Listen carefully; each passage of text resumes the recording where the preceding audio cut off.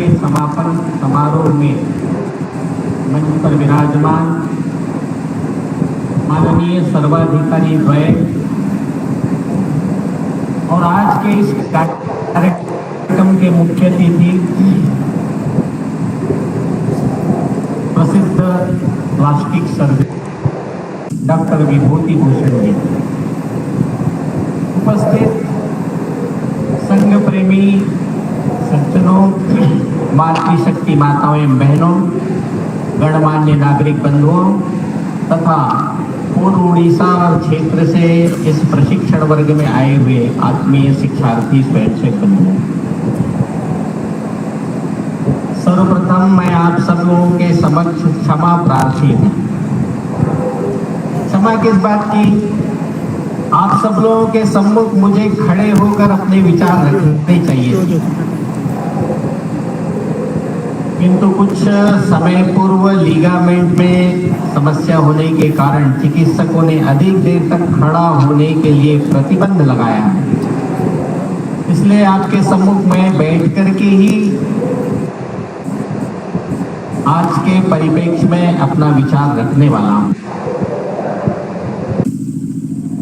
आज का दिन एक बहुत ऐतिहासिक दिन है, महत्व का दिन भी। 31 मई, आज से 300 साल पहले 31 मई के दिन ही देवी अहिल्याबाई होलकर का जन्म हुआ था।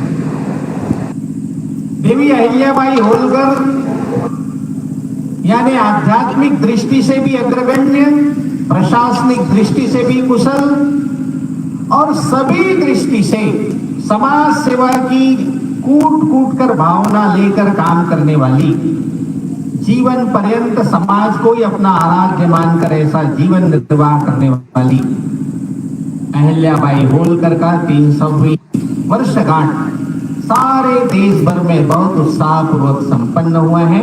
आज उसकी पूर्णाहुति का दिन है। सारा देश इस समय देशभक्ति के वातावरण से सराबोर है। 22 अप्रैल को पहलगांव में आतंकवादियों ने अपने देश के जो उनको धर्म पूछ कर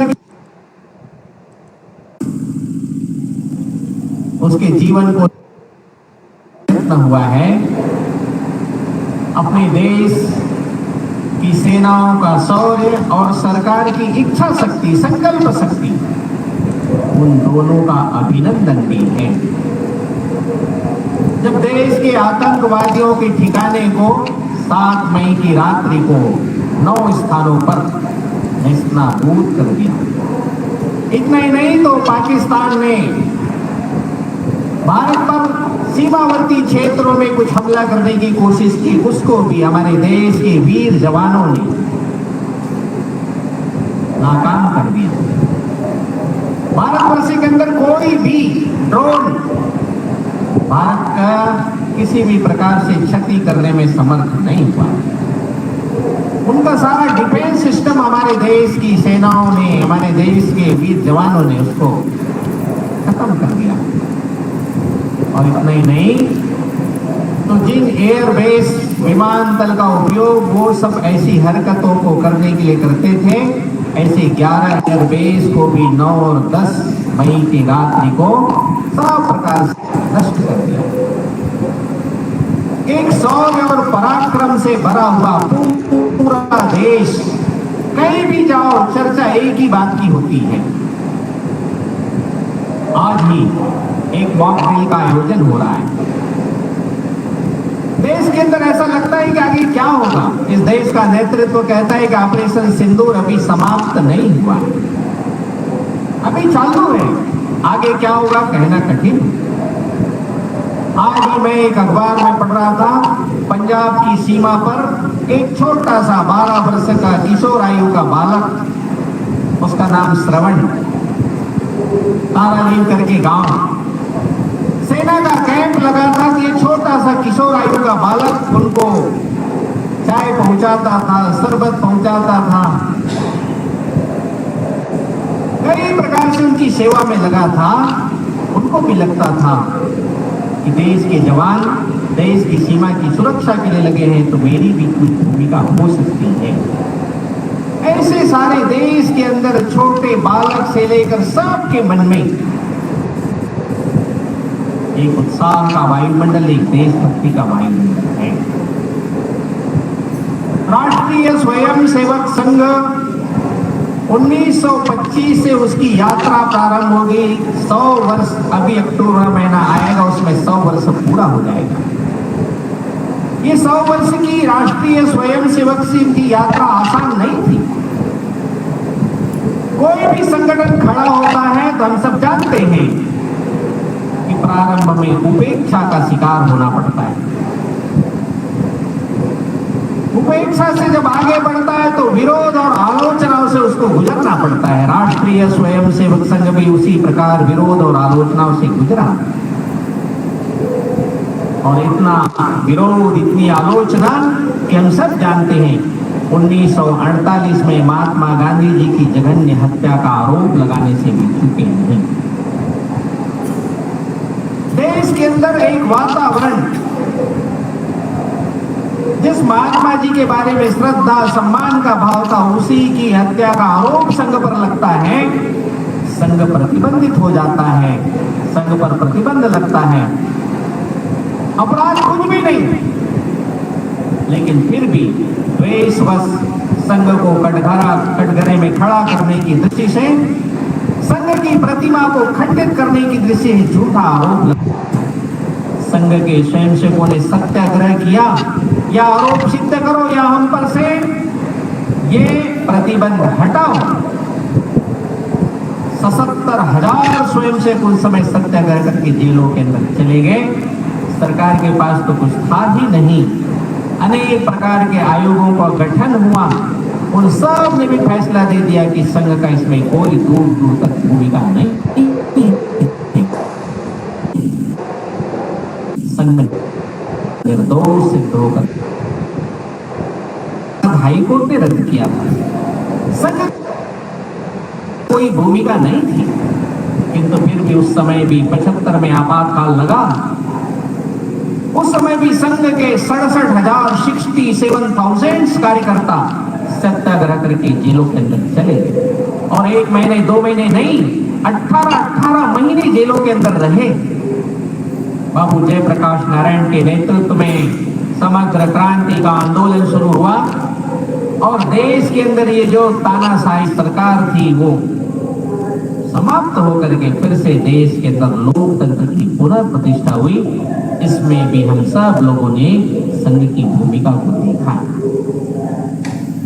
ऐसे उपेक्षा और विरोध में से संघ आगे बढ़ा। आज स्थिति ऐसी है, एक तीसरी अवस्था, संघ के विचारों को, संघ के कामों को स्वीकार करने की मनस्थिति सारे देश के अंदर निर्मित हुई। 1925 में जब संघ शुरू हुआ तो स्वयंसेवक एक ही थे, परम पूज्य डॉक्टर केशव बलिराम हेडगेवार।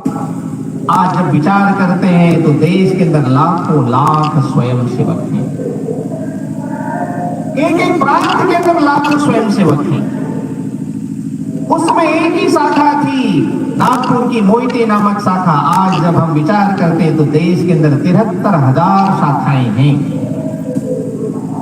मिलन वगैरह मिला दिया, साप्ताहिक मिलन तो 1 लाख के आसपास ऐसी गतिविधि चलती है।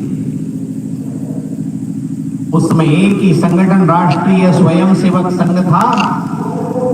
आज राष्ट्रीय स्वयंसेवक संघ के संस्कारों से युक्त स्वयंसेवक समाज जीवन के हर एक क्षेत्रों में कार्य में लगे हैं।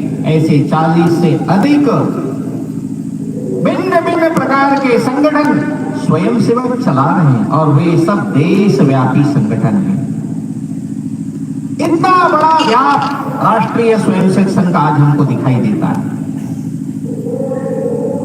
हम सब जानते हैं कि राष्ट्रीय स्वयंसेवक संघ के यदि पूछा जाए, राष्ट्रीय स्वयंसेवक संघ से कहा जाए कि तुम्हारी उपलब्धि क्या है, तो राष्ट्रीय स्वयंसेवक संघ की उपलब्धि भी नहीं।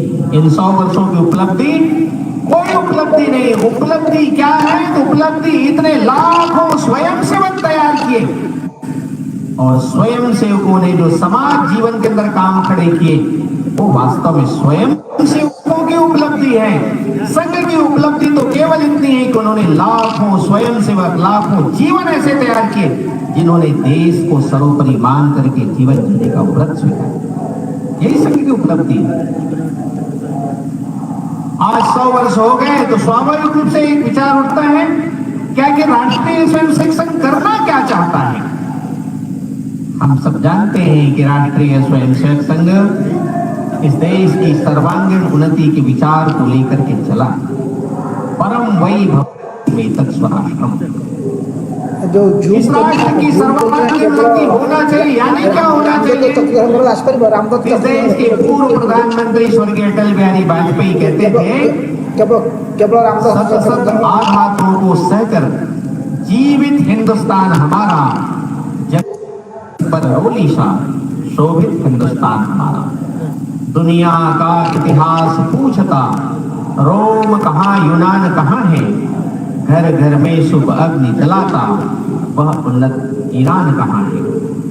दीप बुझे पश्चिमी गगन में, व्याप्त हुआ बर्बर अंधियारा, किंतु चीर कर तब चमका हिंदुस्तान हमारा। सब प्रकार की प्रतिकूल परिस्थितियों में भी दुनिया को दिशा देने वाला, जगत का मार्गदर्शन करने वाला ऐसा अपना परंपरी भारत वर्ष रहा था। वैसा ही भारत फिर से खड़ा हो, इस संकल्पों को लेकर राष्ट्रीय स्वयंसेवक संघ प्रयासरत है। ये करना है तो हमको करना क्या पड़ेगा? हम सब जानते हैं यदि राष्ट्र का निर्माण करना है तो मनुष्य का निर्माण करना पड़ता है। मैन मेकिंग तब नेशन बिल्डिंग होता है। बिना मनुष्य निर्माण के राष्ट्र का निर्माण नहीं होता। दुनिया में जितने भी प्रगत राष्ट्र, जितने भी बड़े बड़े राष्ट्र हैं, उन इतिहास का अध्ययन करेंगे तो ध्यान में यही आएगा, कुछ 2-4 लोगों के आधार पर कोई भी देश न खड़ा होता है न बड़ा होता है। Some great people cannot make the nation great. Greatness of common people always make the nation great. सामान्य व्यक्ति खड़ा होना चाहिए देश का, सामान्य नागरिक खड़ा होना चाहिए, तब जाकर के देश खड़ा होता है, तब जाकर देश बड़ा होता है। देश के जितने भी आमूलाग्र चिंतक हुए हैं सबका निष्कर्ष एक है। कवि रविंद्रनाथ ठाकुर नोबेल पुरस्कार प्राप्त स्वदेशी समाज में लिखते हैं कि देश को आगे बढ़ाना है तो गांव-गांव के अंदर नायक चाहिए। और नायक यानी कैसा होता है तो कहते हैं आज के जीने वाले नायक तैयार होना चाहिए, तब देश खड़ा होगा। डॉक्टर एपीजे अब्दुल कलाम कहते हैं जब वो राष्ट्रपति बने तो बहुत सारे पत्रकार उनसे मिलने के लिए गए। डॉक्टर कलाम ने कहा अभी आपके कोई प्रश्नों का उत्तर नहीं दूंगा। जब बहुत आग्रह किया तो डॉक्टर साहब ने कहा कि आपको जितने प्रश्न पूछने हैं सब पूछ लो, फिर सबका उत्तर एक साथ दूंगा। लोगों ने बहुत सारे प्रश्न पूछे, बायोलॉजिकल वेपन्स है, परमाणु युद्ध का खतरा है, बहुराष्ट्रीय आतंकवाद है, अनेक प्रश्न पूछे। डॉक्टर कलाम ने कहा आपके सब प्रश्न पूरे हो गए? बोले हाँ, आपके प्रश्नों का उत्तर मैं देता हूं। एक वाक्य में उत्तर उन्होंने दिया, बड़े महत्व के वाक्य थे। उन्होंने कहा you please spiritualise the religion and nationalise the people of one country. इस देश के सारे पंथों को आध्यात्मिक अधिष्ठान पर खड़ा करिए और इस देश के सामान्य नागरिक को प्रखर देशभक्ति के भाव से भर दीजिए। देश के सब प्रश्नों का उत्तर मिल जाएगा। राष्ट्रीय स्वयंसेवक संघ स्वामी विवेकानंद जी के विचारों को लेकर, डॉक्टर कलाम के विचारों को लेकर, कवि रविंद्रनाथ ठाकुर के विचारों को लेकर और देश के श्रेष्ठ जो भी ऋषि मुनि सब के विचारों को लेकर के राष्ट्रीय स्वयंसेवक संघ कार्य में लगा हुआ। इतने वर्षों के अंदर देश के अंदर जब जब ऐसी परिस्थिति आई, संघ का स्वयंसेवक अग्रिम पंक्ति में खड़ा होता हुआ दिखाई दिया। 1962 चीन ने हमला कर दिया। संघ के स्वयंसेवक दिल्ली के सैनिक अस्पताल में रक्त देने के लिए हजारों की संख्या में खड़े रहते थे। इस दृश्य को देखा इस देश के नेतृत्व ने भी देखा। पंडित जवाहरलाल नेहरू जो कहते थे, I cannot give an inch of land to flying the Bhagwa of RSS. I will crush the communal RSS. वही पंडित जवाहरलाल नेहरू 62 के वार से प्रभावित होकर के 1963 में संघ के स्वयंसेवकों को गणतंत्र दिवस के परेड में आमंत्रित करते। अल्प सूचना में 3000 से अधिक स्वयंसेवक पूरे गणवेश में दिल्ली के उस गणतंत्र दिवस की परेड में शामिल होते हैं। पंडित नेहरू को प्रश्न करते हैं लोग, आप तो संघ के आलोचक थे, क्या हो गया? पंडित नेहरू कहते हैं कि वे लोग भी देशभक्त हैं, देश के लिए काम करते हैं। सबको बुलाया, उन्हें भी बुलाया। 1965 में फिर से पाकिस्तान ने हमला किया। लाल बहादुर शास्त्री प्रधानमंत्री थे। उन्होंने परम पूज्य श्री गुरु जी से पूछा, श्री गुरु जी, सेना को हम सीमा पर भेजना चाहते हैं, दिल्ली की यातायात व्यवस्था क्या स्वयंसेवक संभाल सकते हैं? पूज्य गुरु जी का उत्तर था, आप जो कहेंगे स्वयंसेवक तैयार हैं। 22 दिन युद्ध चला, 17 दिन तक दिल्ली की यातायात व्यवस्था संभालने का काम संघ के स्वयंसेवकों ने किया। हम सब समझ सकते हैं कि दिल्ली कितना बड़ा शहर है, उसकी यातायात व्यवस्था संभालने के लिए कितने स्वयंसेवक लगे होंगे रात दिन, अलग अलग चौक चौराहों पर। दिल्ली के पुलिस कमिश्नर का रिपोर्ट कहता है कि जब दिल्ली की यातायात व्यवस्था स्वयंसेवकों ने संभाली, उस समय दिल्ली में दुर्घटनाओं में रिकॉर्ड कमी दर्ज की गई। 1971 में भी फिर से हमला हुआ। लाल बहादुर शास्त्री कहते थे कि आसाम का जो तेजपुर बचा है वो संघ के स्वयंसेवकों के कारण बचा है। स्वयंसेवकों ने जब जब देश पर संकट आया, केवल इतना ही नहीं तो कोई भी प्रकार का संकट आया, प्राकृतिक संकट के समय भी संघ का स्वयंसेवक अग्रिम पंक्ति में खड़ा हुआ दिखाई दिया। मनुष्य का निर्माण करना है तो राष्ट्र सर्वोपरि का भाव इस देश के हर नागरिक के अंदर आना चाहिए। हम गीत की पंक्तियों में कहते हैं, राष्ट्र भक्ति ले हृदय में, हो खड़ा यदि देश सारा, संकटों पर मात कर यह राष्ट्र विजयी होगा।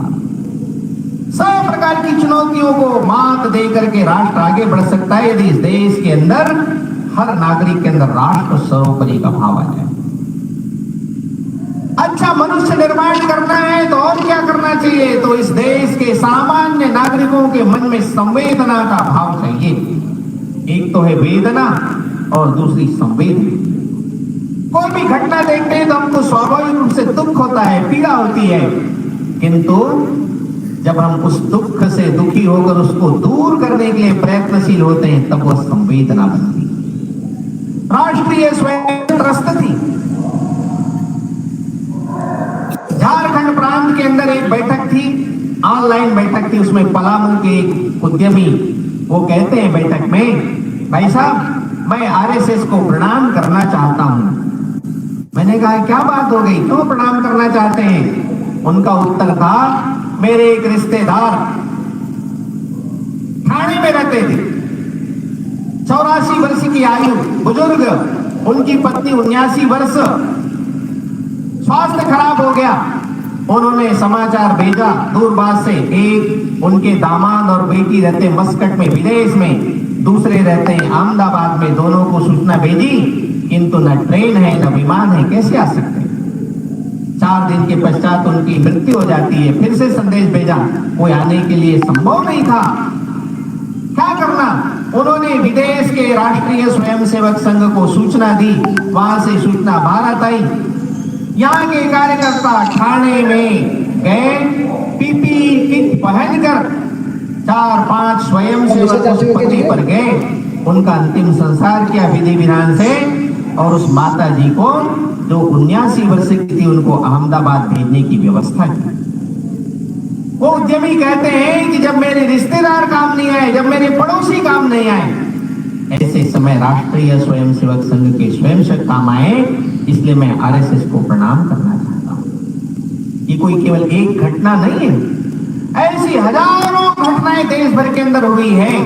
जब खुद के रिश्तेदार अंतिम संस्कार करने के लिए भी तैयार नहीं, ऐसे समय संघ के स्वयंसेवकों ने अपनी जान जोखिम में डालकर काम किया। बंधुओं, राष्ट्रीय स्वयंसेवक संघ का काम आज देश भर के अंदर ऐसा कोई प्रांत, कोई जिला, कोई भी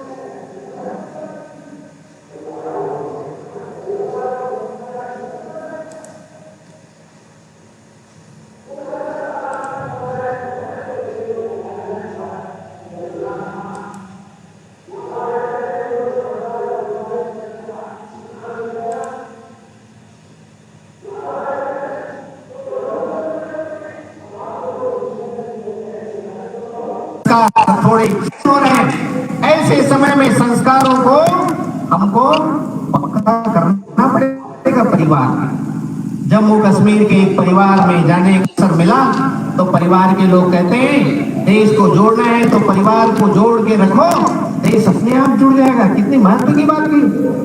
परिवार जोड़ रखना पड़ेगा, परिवार को संस्कार युक्त रखना पड़ेगा। कलकत्ता नामक शहर हम सब जानते हैं, अंग्रेजों की राजधानी भारत जब गुलाम था, लॉर्ड कर्जन जिन्होंने बंगाल का विभाजन करने का काम किया था, लॉर्ड कर्जन जो गवर्नर जनरल थे, आशुतोष मुखर्जी को कहते हैं आशुतोष बाबू जाओ इंग्लैंड जाओ, कुछ डिग्री लेकर आओ, कुछ सरकार के भी काम करके आओ। आशुतोष बाबू कहते हैं मुझे अपनी माँ से पूछना पड़ेगा, माँ से अनुमति लेना पड़ेगा। लॉर्ड कर्जन कहते हैं मैं इस देश का गवर्नर जनरल बोल रहा हूं, सर्वे सर्वा, और फिर तुम कहते हो मां से पूछना पड़ेगा। क्या तुम्हारी मां का दर्जा मेरे से भी बड़ा है?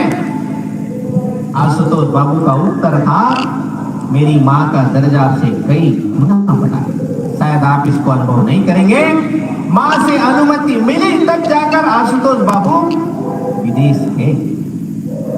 स्वर्गीय जयप्रकाश नारायण बिहार की धरती के पीएचडी करने के लिए विदेश गए हुए थे। माता जी के स्वास्थ्य खराब होने का तार पहुंच गया। जयप्रकाश के मित्रों ने कहा अरे भाई जयप्रकाश जी, घर के लोग चिंता करेंगे, डॉक्टर लोग मां की चिकित्सा करेंगे, तुम जाकर क्या करोगे, तुम अपना पीएचडी पूरा करो। जयप्रकाश नारायण का उत्तर था मेरा पीएचडी मेरी मां की तबीयत से बढ़कर नहीं है, मुझे वापस जाना पड़ेगा। वापस आ गए, उनका पीएचडी नहीं हुआ, किंतु जीवन में एक समाधान का भाव था कि मां की सेवा आखिरी समय में कर सका। ये संस्कार रहेगा कि नहीं रहेगा? बेटा विदेश में है, पिताजी की मृत्यु हो गई तो पड़ोसियों को कहेगा अंतिम संस्कार कर देना, मैं लिफाफे दे दूंगा, मनी ऑर्डर कर दूंगा। ये होने वाला है क्या?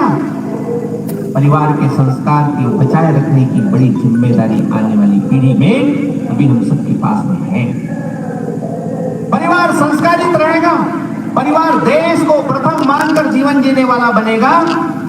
जैसे तानाजी मालुसरे का परिवार था, छत्रपति शिवाजी के राष्ट्र कार्य को उन्होंने प्रथम क्रमांक पर रखा, बेटे के विवाह को भी उन्हें दोयम दर्जे का मानकर पहले कोंडाना किला का विवाह, बाद में अपने बेटे का विवाह होगा, वे शहीद हो गए लड़ते लड़ते। बेटे का विवाह छत्रपति शिवाजी महाराज ने। ऐसे अपना भी परिवार बनेगा कि नहीं बनेगा? इसलिए परिवार प्रबोधन, कुटुंब प्रबोधन, परिवार के अंदर सब लोग सप्ताह में एक दिन एकत्र आकर कुछ न कुछ अच्छी चर्चा करना, कुछ भजन है, कुछ प्रार्थना कुछ हनुमान चालीसा है, आपस में सत्संग करना। एक दूसरा विषय है जिसने देश का बहुत नुकसान किया, वो है छुआछूत, अस्पृश्यता। हम लोग कहते तो हैं आत्मवत् सर्वभूतेषु, सबके अंदर एक ही आत्म तत्व है। अपने ऋषियों ने मनुष्यों ने भी जो जन्म लिए वो भी कैसी कैसी माताओं के कोख से जन्म लिए, हम सब जानते हैं। अपने यहां कहा है वैश्या गर्भ समुत्पन्नो वशिष्ठस्य महामुनि, दासी गर्भ समुत्पन्नो नारदस्य महामुनि, क्षत्रिय गर्भ समुत्पन्नो विश्वामित्रस्य महामुनि, कैवर्ती गर्भ समुत्पन्नो व्यासस्य महामुनि, कुंभा गर्भ समुत्पन्नो अगस्त्यस्य महामुनि, शूद्री गर्भ समुत्पन्नो कुशकस्य महामुनि, वेदाभ्यासात् भवेत् विप्र तस्मात् चातुर्न कारणात्। बड़े बड़े तपस्वी ऋषि कैसी कैसी माताओं के गोद से जन्म लिए, इसके कारण वे महान नहीं हुए, ज्ञान प्राप्त करने के कारण, वेदाभ्यास के कारण वे महान बने। लेकिन फिर भी हजारों वर्षों की गुलामी के कारण हमारे समाज के अंदर विकृति आ गई, छोटे बड़े ऊंच नीच, इससे ऊपर उठना पड़ेगा। संपूर्ण समाज एक रस होकर एक सूत्र में बनना पड़ेगा। अपने घरों से आचरण करना पड़ेगा, अपने घरों से शुरुआत करना पड़ेगा। इस देश के पूज्य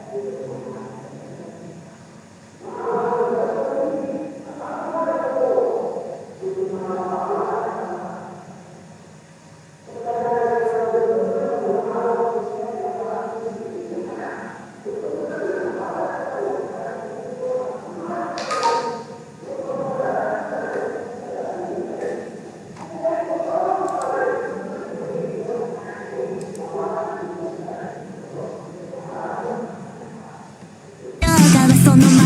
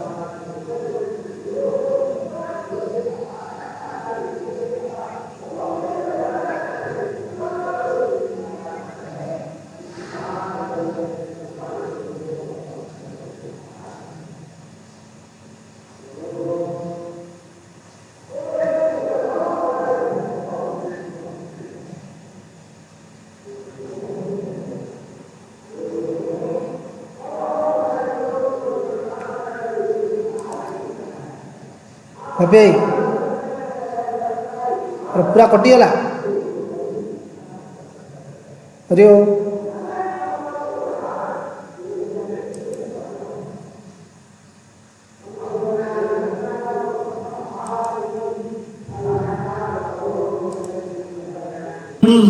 ₹450 करोड़ में भी मंगलयान भेजने में सफलता प्राप्त कर लिया भारत 2016 में। रूस के नाम पर एक साथ 34 उपग्रहों को भेजने का रिकॉर्ड था 2014 में, लेकिन 2017 में भारतवर्ष ने एक साथ 104 सैटेलाइट को भेजने का रिकॉर्ड जो रूस का था उसको तोड़ दिया। 104 सैटेलाइट एक साथ। चंद्रमा के दक्षिणी ध्रुव पर भारत पहुंचने वाला पहला देश बन गया। ऐसे राष्ट्र के अनेक कीर्तिमान भारतवर्ष ने इस समय स्थापित किए, इसलिए सारी दुनिया भारत की ओर देख रही। कोरोना के कालखंड में दुनिया के देशों ने वैक्सीन बनाया, लेकिन सारी दुनिया को सस्ते दामों पर देने वाला देश तो केवल भारत ही था।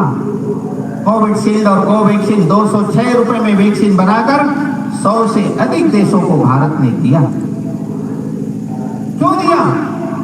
क्योंकि हम मानते हैं कि सारा विश्व अपना परिवार है।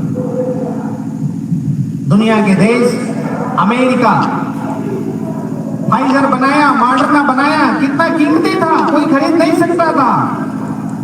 रूस ने स्पुतनिक बनाया, वो भी महंगा था। चीन का सिनोवेक वे भी महंगे थे। भारत का ही सस्ता 206 रुपए जी भारत थी। इसलिए सारी दुनिया को लगता है भारत सबल राष्ट्र बनेगा तो विश्व का मंगल होगा। भारत श्रेष्ठ राष्ट्र बनेगा तो दुनिया का हित करने वाला बनेगा। भारत ने कभी भी दुनिया को सताने के लिए अपने आप को बड़ा बनाने का विचार नहीं किया। होकर स्वतंत्र कब चाहा है, मैंने कर लूं निज के मन को गुलाम। मैंने तो सदा सिखाया है करना निज के मन को गुलाम। गोपाल राम के नामों पर कब मैंने अत्याचार किया, कब दुनिया को हिंदू करने घर घर नर संहार किया। कोई जाकर बतलाए काबुल कितनी मस्जिद तोड़ी। भूभाग नहीं सत सत मानव के हृदय जीतने का निश्चय। हिंदू तनमन हिंदू जीवन रग रग हिंदू मेरा।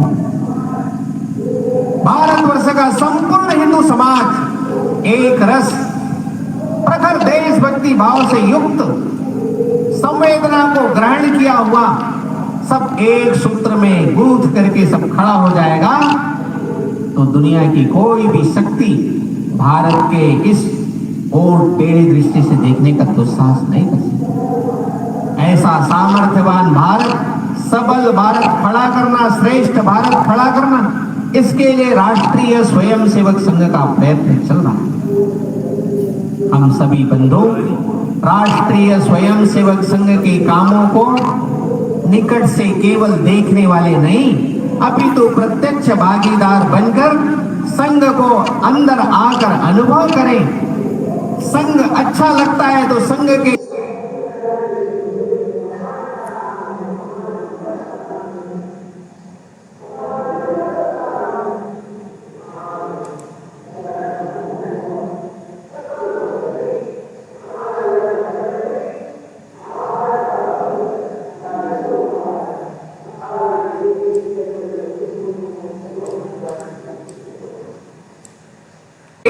में भारत का भविष्य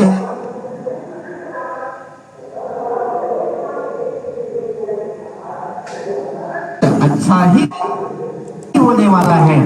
सारे देश के अंदर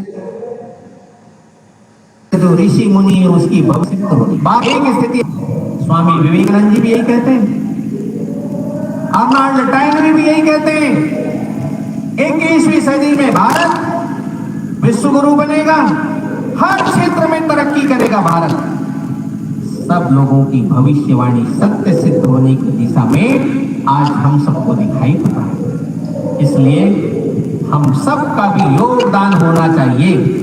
हम सब इस काम में पूरे मनोयोग से मेरी क्या भूमिका हो सकती है, मैं क्या कर सकता हूं, ऐसा सबको सोच करके हम सब लेकर के जाने की आवश्यकता है। शुद्ध हृदय की ज्वाला से विश्वास दीप निष्कंप जलाकर कोटि चरण बढ़े जा रहे, तिल तिल जीवन गला गला। बहुत सारे जीवन लगे हैं इस राष्ट्र को आगे ले जाने के लिए, संघ के काम को आगे बढ़ाने के लिए। जब तक ध्येय न पूरा होगा तब तक पग की गति न रुकेगी। आज कहे चाहे कुछ दुनिया, कल को झुके बिना न रहेगी। एक दिन सारी दुनिया भारत के सामने नतमस्तक होकर के रहेगी। आज वो दृश्य दिखाई दे रहा है। सारी दुनिया का ट्रेंड सेटर मानो भारत बन रहा है। यह दृश्य हम सब भी देख रहे हैं, अनुभव भी कर रहे हैं। इसलिए उस काम में हम सब लोगों का भी योगदान बढ़े, हम सब लोगों की भी भूमिका बढ़े। यह कार्य तो भगवान का कार्य, ईश्वरीय कार्य है, यह तो होकर के रहेगा। संघ का कार्य शताब्दी वर्ष पूर्ण कर आगे समाज परिवर्तन के काम में लगेगा, लेकिन समाज की सज्जन शक्ति को भी उसमें पूरा मनोयोग से लगने की आवश्यकता, ऐसा मुझे लगता है। आप सब इस कार्यक्रम में आए, आप सब ने विचार सुने, इसके लिए आप सब बंधु भगिनियों का बहुत बहुत साधुवाद करते हुए संघ के काम में प्रत्यक्ष सहयोगी बनकर इस काम को अपना काम समझकर आगे बढ़ाने में सहकार्य करें, ऐसा निवेदन करते हुए और भगवत चरणों में प्रार्थना करते हुए अपनी वाणी को विराम देता हूं।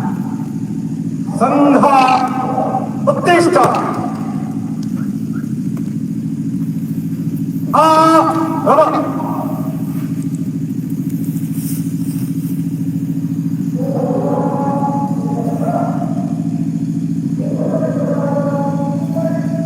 संघ अच्छा ध्वज प्रणाम। 1 2 3।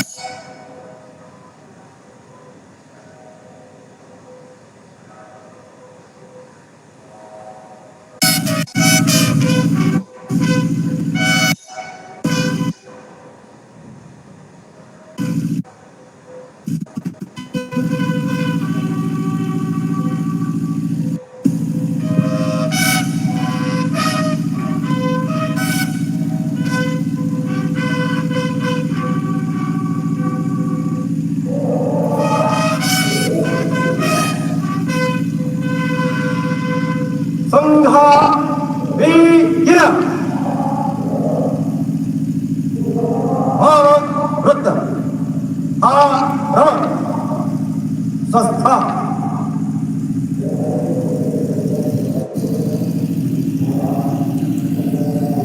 मंच के सभी सज्जन अतिथि वृंद, आप अपना स्थान छोड़ सकते हैं।